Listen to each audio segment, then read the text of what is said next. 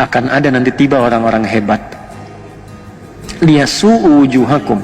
Orang hebat ini akan ada 3 periode, 3 fase. 1, golongan-golongan hamba Allah yang mempermalukan mereka untuk memberikan kesan kepada dunia, ini nggak sehebat seperti yang kita kira kok.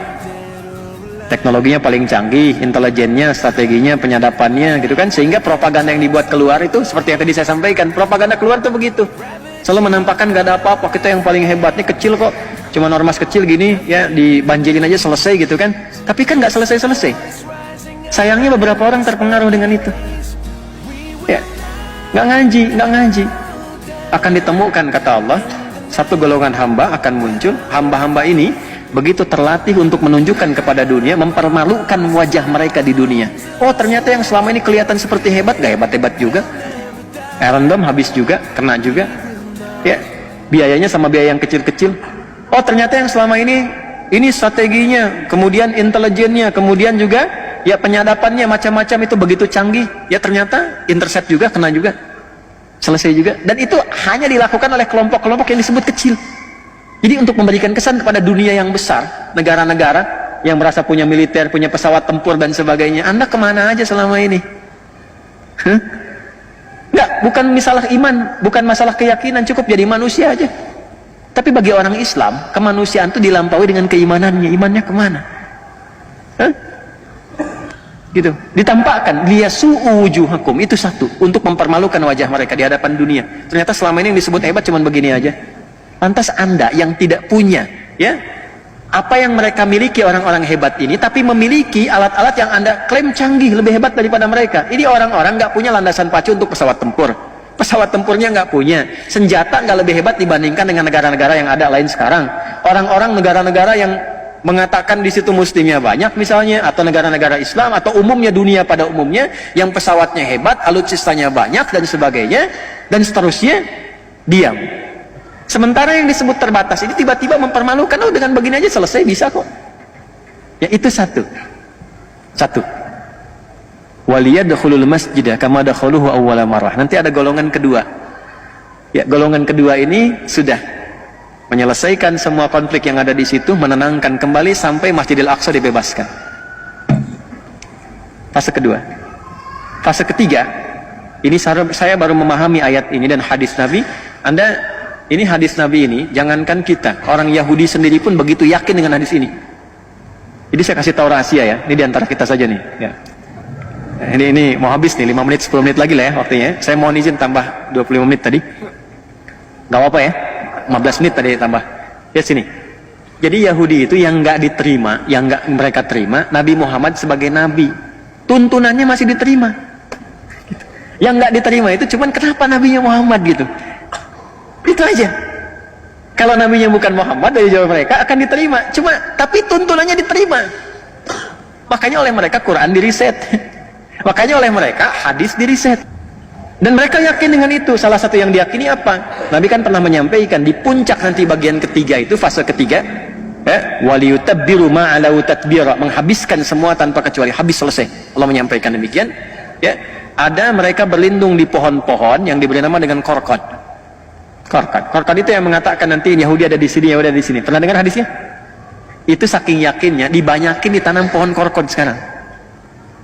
Saya pernah ke Amerika Desember yang lalu saya mampir ke Washington DC. Nanti kalau ada rezeki main ke Amerika, ke sana ya, ke DC. Washington maksudnya, lampu merah sana dikit tuh. Itu ada Masjid Indonesia wakaf di zaman PSBY dulu ya. Ada dana abadi umat itu sebagian yang mau dikirim untuk beasiswa, membiayai ke Al-Azhar dan sebagainya, itu sebagiannya dialokasikan untuk beli satu gereja tua ya, yang dikonversi jadi masjid di DC, di Washington DC. Yang menarik itu adanya di pemukiman Yahudi ya. Saya masuk situ, saya lihat pemukiman Yahudi itu langsung cepat aja, itu yang ditanam pohon korkot rata-rata, termasuk di lingkaran gereja yang sekarang jadi masjid itu. Saya dengan DKM jalan, saya bilang, Mas, ini pohon apa coba? Apa bisa? Inilah pohon korkot. Ya, itu menarik. Jadi mereka pun yakin, sampai sekarang pun ditanam itu. Dan Anda kalau baca tekstual saja, secara tekstual, Anda akan menyimpulkan, oh ini hadisnya